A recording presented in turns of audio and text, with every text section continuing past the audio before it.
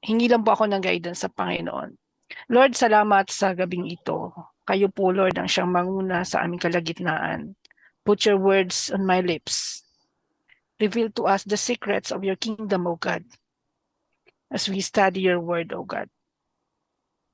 Kayo na po ang bahala sa bawat isa sa amin. Yung understanding, Panginoon, pinagkakatiwala po namin sa inyo. Mapagpala po ang bawat isa sa gabing ito. In Jesus' name, Amen. Hallelujah. Kayo, Lord, ang maparangalan. Sige po. Ayan. Sabi po sa Mark 11 verse 17, sabi dito, for he said to them, the scriptures declare, my temple will be called a house of prayer for all nations. And you have turned it into a den of thieves. So sabi niya, ito po ay mula po sa NLT version. Mula naman po sa, ito, another version po, sabi niya po dito, and he was teaching them and saying to them, is it not written, my house shall be called a house of prayer for all the nations, but you have made it a den of robbers. So kung makita po natin, pinamagatan ko po ito ngayon, my house is a house of prayer. Kumusta po ang ating mga templo, ang ating mga tahanan? Is it a house of prayer? So, tingnan po natin. Sabi, doon na po sa una kong binasa na ang ginamit niya pong word is scripture, dito sa verse 17. And dito po sa isang version, ang ginamit niya po is it not written, kumbaga, yan po yung ginamit niya. And sabi niya, and he was teaching them and saying to them. So, pag tinignan ko po ito, when I teach po, is more of, I look at sa original na nasalin ng language. Nang tinignan ko po siya sa Greek, sa Hebreo, and then inano ko siya sa Greek. Kasi nasa New Testament tayo. Sabi ko po gano'n. This word is, yung word na written is gigraptai. Nang ibig sabihin, it has been written. Yun nga. Naisulat siya. Sa kabila po, ginamit niya is scripture. Diba the scripture is also written? Amen po ba? So, pag ang isang bagay po ay nakasulat, pag nakasulat po isang bagay, ibig sabihin, yun po ay mahalaga. Agree po ba kayo doon? Kasi usually, pagka hindi natin sinusulat ang isang bagay, parang kwento lang, ganyan. Wala kang proof, wala kang evidence. So once it's written, sabi dito, it is high value and important. So nung sinulat po ito, sabi niya, he was teaching, tinuturuan ni Jesus. Sabi niya, is it not written, my house shall be called a house of prayer for all nations? Kumusta po yung ating mga iglesia, ang ating tahanan, ang ating sarili? Is it a house of prayer for all nations? One thing more po, kapag ang isang bagay ay isinusulat, dito sa text na to, since this is of high value and important at salita ng Diyos, as scripture, this is as written sacred book, yung ang scripture, ang ibig sabihin ng scripture. Sagrado po yan sa Panginoon. It's holy. Sabi nga po dito, it's inviolable. Hindi po natin siya pwedeng i-violate. Dapat sinusunod natin. Etong instruction na to ni Lord. Sabi niya, my house shall be a house of prayer for all nations. Dapat sinusunod natin. Wala dapat na nagbabiolate nito. First sila? So, yan. First? So, next. Sumunod po, sabi di po dito, yung ang sumunod pa is, my house or temple in some translation shall be called a house of prayer. Pag sinabi po nating house, when I look at on the Greek translation, meaning ito po ay oikos or house, na etong house na to, this house, hindi lang siya nagmi-mean sa isang simpleng structure or structure ng templo or structure ng bahay. Hindi lang siya nagmi-mean sa material building. That this temple is a dwelling place, a temple or a dwelling place for prayer. Sabi niya ganon. Dapat daw yung temple niya is a house of prayer. So, dwelling place of prayer. Sa ating mga templo, sa ating church, sa ating iglesia, ito po ba ay still house of prayer? And this is an online platform. Praise God, kasi talagang we have this house of prayer online. Amen po. And this church also can be in a household, family, or sa ating pong lineage or sa ating bansa. At mismo po, ang templo, the house of God, the dwelling place of the Lord, ang ating mga sarili. Sabi nga, our body is the temple of the Holy Spirit. Amen po ba? Sabi niya dito that this temple should be a house of prayer.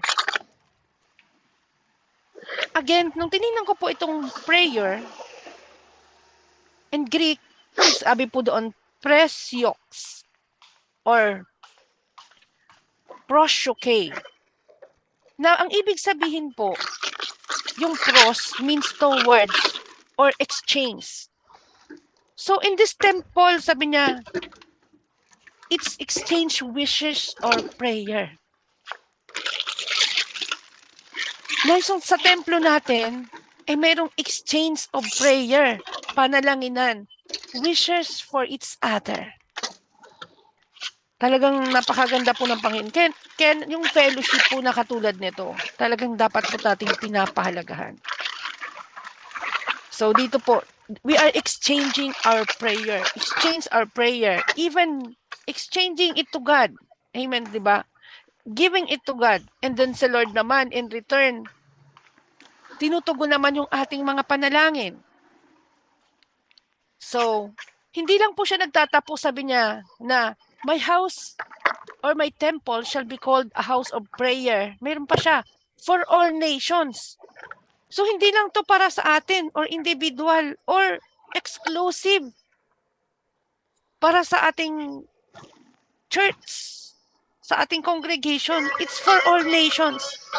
When we speak of nations, it is a group, household, could be family, yung ating lineage ng family, nation, race, different people, lahat po dito pinapanalangin natin.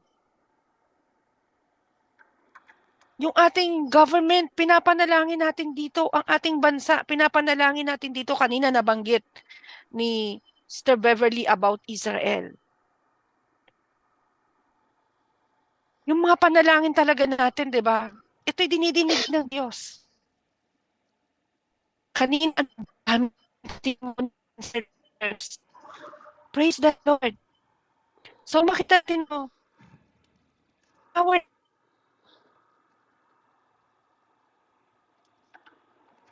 temple sa pamilya natin. We use this temple for all nations. Anong klaseng tao kayo? Anong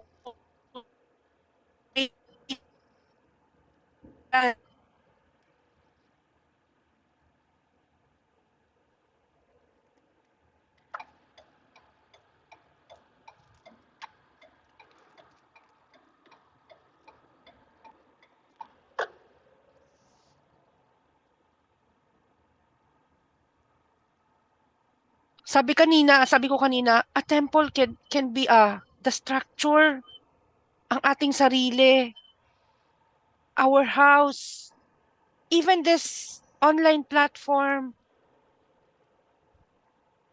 This is the temple of God online. Kasi nga, nang pumasok ang COVID, talaga pong there is a shift, a paradigm shift na hindi lang siya nakafocus na on local churches, but we have this online churches na nag-spreading globally like what you're doing.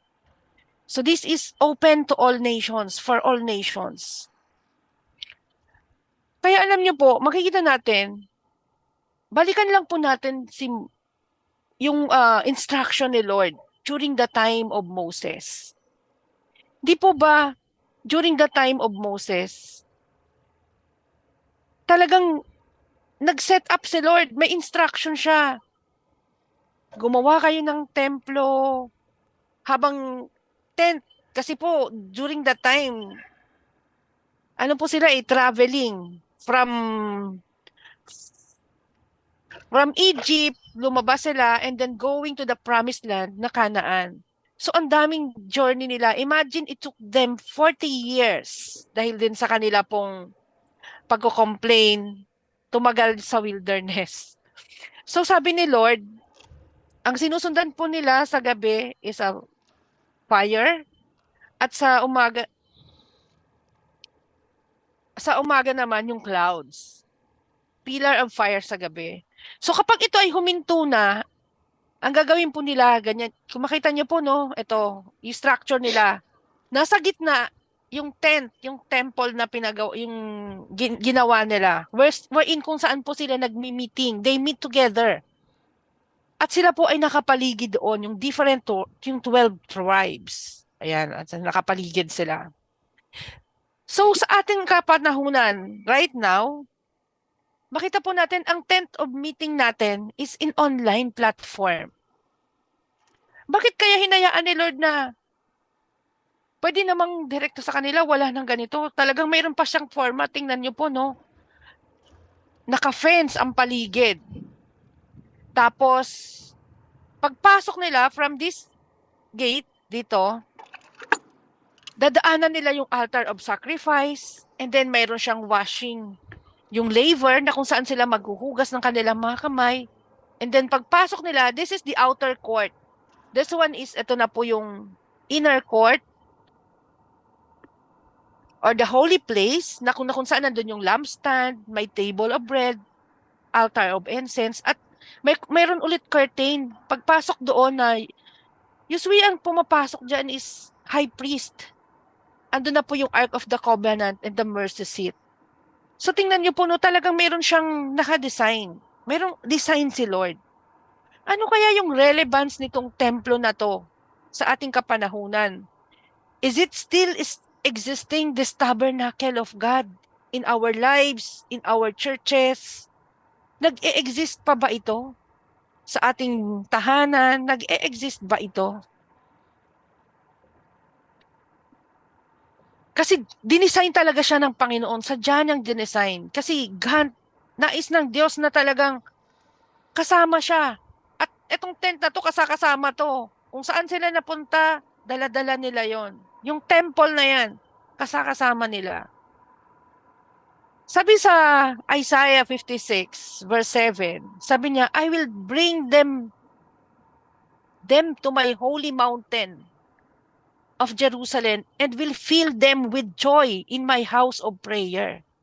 So, sabi ni Lord, no, sa kanyang tahanan, dito sa kanyang, sabi niya, sa kanyang house of prayer, di ba, He will fill them with joy, kagalakan.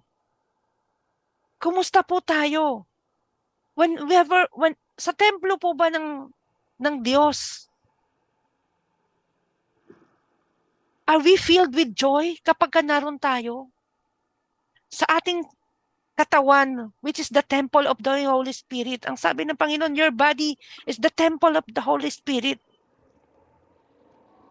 May kagalakan po ba tayo with this temple that God has given us? Sa church where we are in, nagagalak po ba tayo? Excited ba tayo? At tayo'y mananalangin? Or Because lang na parang obligatory. Namimit ba ni Lord? Nararanasan ba natin yung galak na yon sa templo? At sa bawat sabi nito, I will accept their offerings and sacrifices because my temple will be called a house of prayer for all nations. Yung ating offerings ba and sacrifices, galak na galak ba natin itong ino-offer at ina-accept ni Lord? In the temple, sa templo na meron tayo.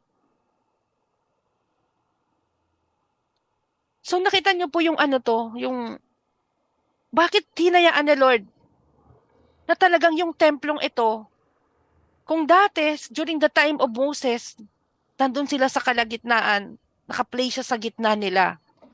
This physical tent.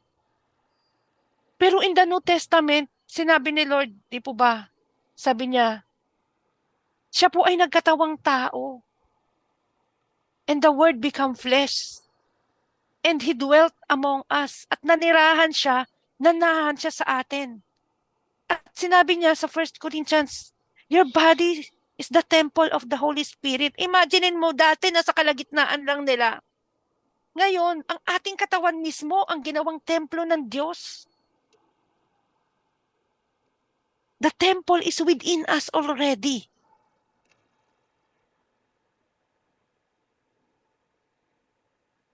Do we use this temple to worship God?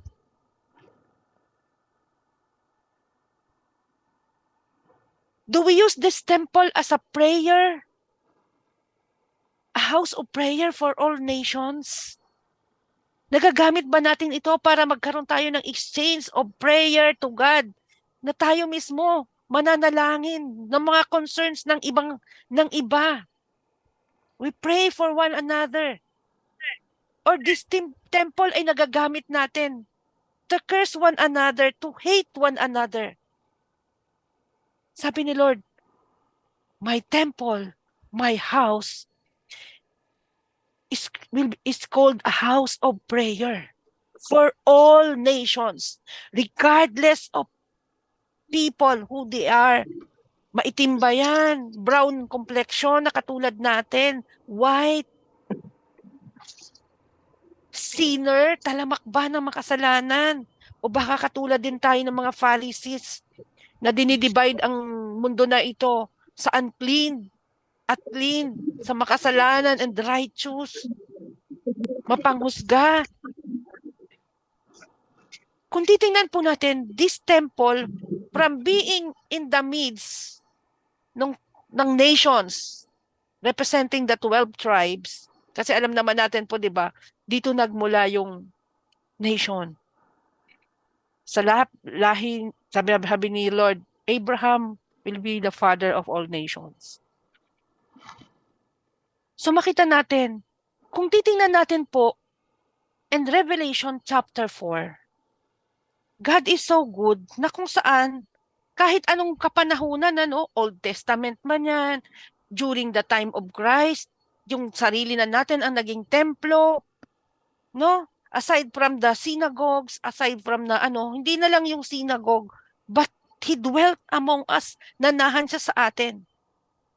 And in the Revelation chapter 4, dito pinakita ng Panginoon through a vision kay John. Kung ano yung templo, what's happening in the throne in heaven, of God in heaven, sa Revelation chapter 4, na talagang nakita yung pag-worship sa Panginoon. Kung paano mag-worship, sabi niya in Revelation chapter 1, after this, I look and behold, a door is standing open in heaven. So nakita ni John sa isang pangitain, pinakita sa kanya kung anong meron nangyayari doon sa pag-worship doon sa kalangitan. Pinakita ng Panginoon kay John. And they were day and night, sabi doon sa chapter 4, day and night. They never stop saying, Holy, holy is the Lord God Almighty. Grabe no, they're praising, singing to the Lord. Holy, holy is the Lord God Almighty, who was and is to come. Kasi talagang we are made to worship God. Kaya this body, our physical churches, the ecclesia, yung mga churches natin, physical churches, and this online, we are made to worship God. Anong meron sa templo na yan? Tandaan po natin, kung babalikan po natin, dito sa model na binigay ni Lord sa Old Testament, there is an altar of incense. Ano ang nangyayari sa altar of incense? Whenever we yung ating prayers, sinusunog dyan, it becomes an incense. A sweet aroma unto the Lord. Nagiging mabangong handog sa Panginoon. Kaya tingnan po natin, in this design of tabernacle, mayroon siyang outer court, inner court, at saka itong Holy of Holies. Or sometimes this outer court, yan, this holy place, yung inner court, we should desire, wag po tayong manatili na nandito lang sa outer court, that when we pray, kontento na tayo na we just offer dun sa ng ating mga sacrifices, naghuhugas ng kamay. Wag po tayong makontento dito, pumasok po tayo as we pray to God, as we worship God, pumasok tayo dito sa inner court and nasain po natin na makapasok tayo sa Holy of Holies. Kung nasaan na doon yung Ark of Covenant. Alam niyo po, dito po sa inner court, makita niyo po, no, yung ating mga panalangin are sinusunog at it becomes an incense, a sweet aroma in the throne of God.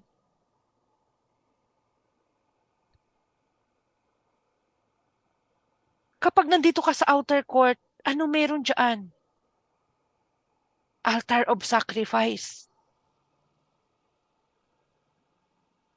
But dito sa loob ng tabernacle na to, ng tent na to, a different experience of prayer and worship to God. Huwag po tayong makakontento na nandito lang tayo sa labas. Go deep in prayer. Na yung mga prayer natin makarating doon. As a sweet aroma, isang mabangong handog sa Diyos. Do not settle for less dito sa outer court.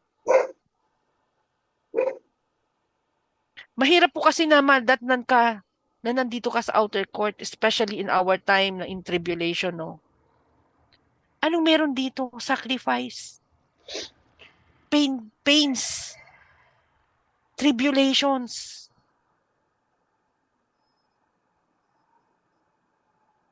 But when we are in the will of God, what is inside this tent? The lampstand, the seven Spirit of God, the table of showbread. We communicate to the Lord. Our prayers is an incense, an aroma. And dito mismo is the Ark of the Covenant, the dwelling place where the temple is. Kasi ang talagang plano ng Diyos sa atin ay maging priest tayo. Maging priest of all sa lahat ng mga bansa. Yun yung plano ng Diyos sa atin. Bawat isa, hindi lang yung mga pastor o yung mga ordained, but all of us. Kaya sabi niya, di ba yung mga makakatlagpas, manalagumpay sa tribulation, they are the priest of all nations. Kasi yun ang plano ng Diyos eh. Direkta tayo na makakausap niya. At wag nating hintayin pa yung tribulation. This tent, noon, ginawang model lang to. This type of model. Kasi nga, hindi natin makita in the spirit realm. But now, God, pinakikita sa atin ni Lord, yung pattern of worship na binaba niya dito sa lupa ay katulad ng sa langit in Revelation 4. What they are doing, worshiping God. Bakit kinakailangan pa that this temple, itong katawan natin, magamit to pray for all nations? Hindi lang yung sa sarili natin, kundi sa lahat ng bansa. All types of people.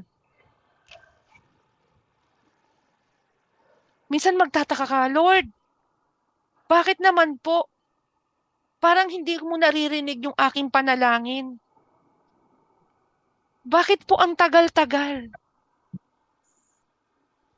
Kapatid,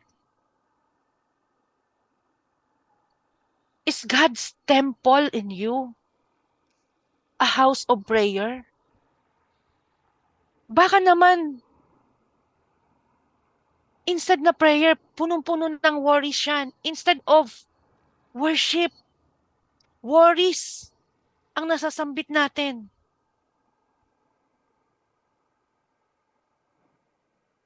Let us put our house in order. Our temple in order. Sabi dito, wag natin siyang sabi niya, wag natin siyang but you have made it a den of robbers. Ginawa daw nating kuta ng mga magnanakaw. Den of thieves. Kasi po ito pong Mark 11:17 na to, si Jesus po ay pumunta ng Jerusalem. At pagkakita niya sa templo niya, yung templo niya, ginawa siyang marketplace. Doon sila nagbebenta ng mga kanilang kalakal. Naging money changing siya instead of house of prayer. Kumusta po sa ating buhay?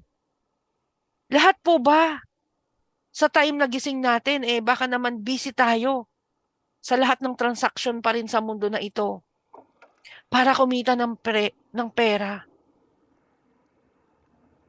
Ang sabi ni Lord, nung siya po ay malapit ng maghirap, malapit ng ipagkanulo, siya po ay nagpray.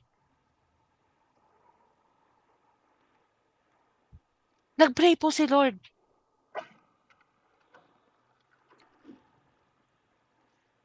Tayo po ba? Katulad din ba tayo ng mga alagad na kasama ni Lord? Na tuwing titingnan niya, sabi niya, manalangin kayo dyan. Hanggang pagbalik ko, na tuwing babalik siya, tulog. Kumusta po sa templo natin? Kumusta po sa mga churches na ina-attendant natin? Bakit tulog din? Sabi niya, Lord, sabi po ng Panginoon doon, an hour of prayer, isang oras na panalangin.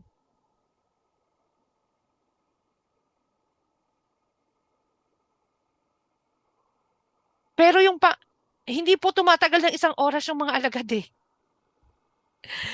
Kumusta po tayo? Tuwing bang mananalangin tayo, saglit lang, tulog na din tayo. Do we spend an hour for the Lord in prayer? So praise God, because in this online setup, this is an altar of God, wherein our prayers, it becomes an incense unto the throne of the Lord. Nagiging incense. Alam niyo po kung bakit kinakailangan yung templo natin become a house of prayer? sinet up siya. Ang kumbaga yung pattern niya, Old Testament pa lang. Ibinigay niya na yung pattern of worship. Yung worship through this, pinakita kong instruction, even yung setup ng tabernacle. Kasi nga, this altar, para siyang ano po nung makorap sa Garden of Eden, in the Garden of Eden, nung magkasala po si Adam and Eve, di po ba naputol yung relationship na yon? Si Lord mismo bumaba dun sa Garden of Eden. Sabi niya dito, in the cool of the day sa garden, naglakad siya doon. Nagtago ang dalawa kasi nagkasala. So yung communication talagang hindi na marinig because of our sins. Siya mismo, nagkatawang tao, nanahan sa atin para within us na nararanasan na natin siya doon sa mga tumanggap sa Panginoong Yesus bilang Lord and Savior of their lives. So muling na-connect yun. Alam niyo po, this temple in us, bakit niya ginawang house of prayer? Kung mapapansin niyo, there is an altar of incense na kung saan talagang nare-receive ni Lord yung aroma, yung ng mga yung bango ng sambyo ng mga panalangin natin. Kung tutulog-tulog tayo, anong aroma yung maaamoy ni Lord kung wala tayong prayer? Kaya nga, prayerlessness is powerless. Walang maamoy si Lord na mas mabangong handog sa ating mga prayers.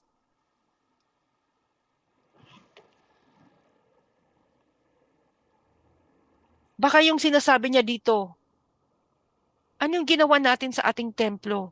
You have made it a den of robbers. A den of thieves, na kung saan nandun yung mga magnanakaw. Ginawa nating marketplace. Naalala ko sa kinagisnan natin, yung pananalangin, binabayaran pa. Kaya talagang winasak ni Lord, pinagkataob yung mga mesa nila doon. Kasi it's not designed for that. The temple of God, makita natin, sabi dito doon sa Isaiah, chapter 56 verse 7. Sabi niya ganon, I will bring them to my holy mountain of Jerusalem and will fill them with joy in my house of prayer. Nararanasan natin yung galak. Habang sinusunog, habang inaano natin yung prayers natin, naaamoy ni Lord yung mas mabangong aroma nito. Tinatanggap ni Lord itong mga prayers na to. At nakaredy na ibalik sa atin yung katugunan, yung mga sagot niya.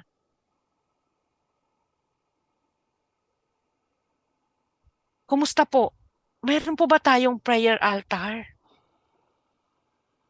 Do we set aside at least an hour sa ating prayer altar na kung saan sinusunog natin yung ating mga prayers dito at nagiging masambyong handog sa Panginoon?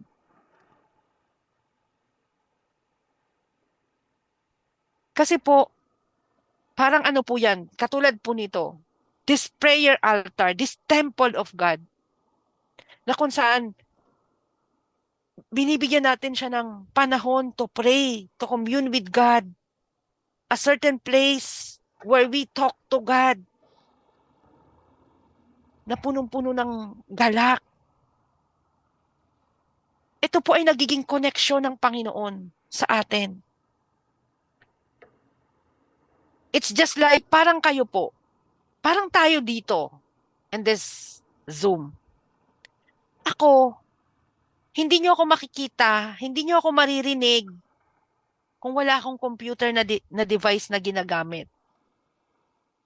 At kung wala yung internet, may altar. Ato lang po to hinahalimbawa ko lang siya, parang illustration. Ang ginagamit na tool ko is my laptop para this signal, yung internet signal, the praises, the prayers makarating po sa inyo, ay makarating sa inyo. Makita nyo po yung marinig nyo ko.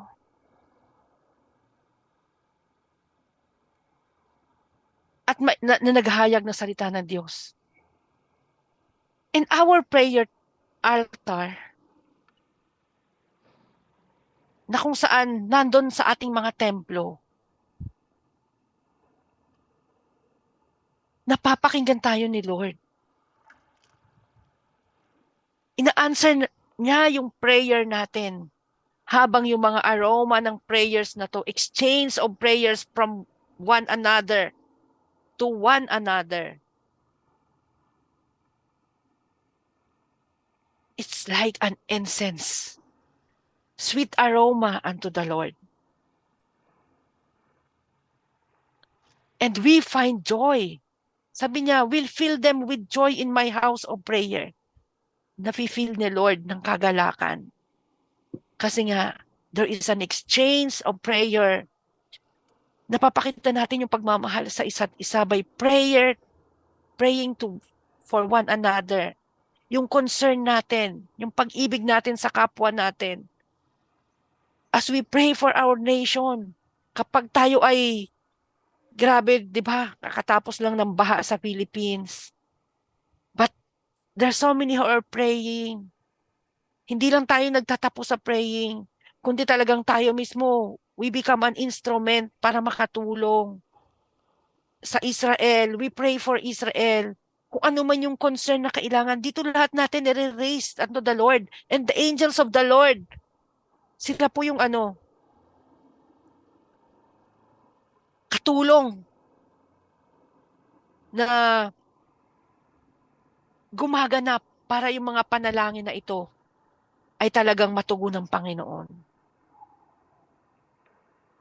Sabi po sa Psalms 141 verse 2, my prayer be set before you like incense. May the lifting of my hands be like evening sacrifice. Katulad po ni Moses, habang po sila nakikipaglaban, kapag nataas ang kamay ni Moses, sila po ay nananalo. In this prayer battle, in this altar of incense, in this temple of God, where we pray, habang po nakataas yung mga kamay natin, tayo po ay nararanasan natin yung victory, katagumpayan sa ating mga panalangin. Hindi na ito den of thieves, of robbers, or robbers. Kuta ng mga magnanakaw. Yung utak natin, hindi na ito polluted ng kung ano-anong racket o kung ano-anong business sa mundo. But we set this aside to bless the Lord, to worship God, to give glory to God. Hallelujah. And exchange prayers, concerns. It becomes incense unto the throne of God.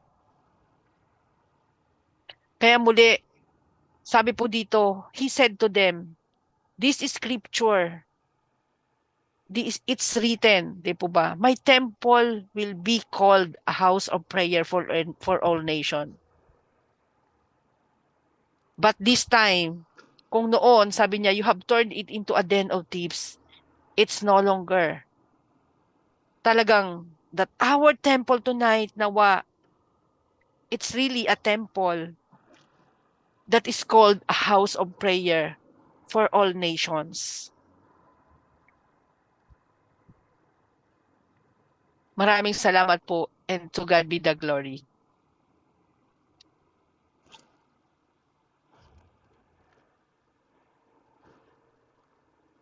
Pa-close po ng prayer, Pastora.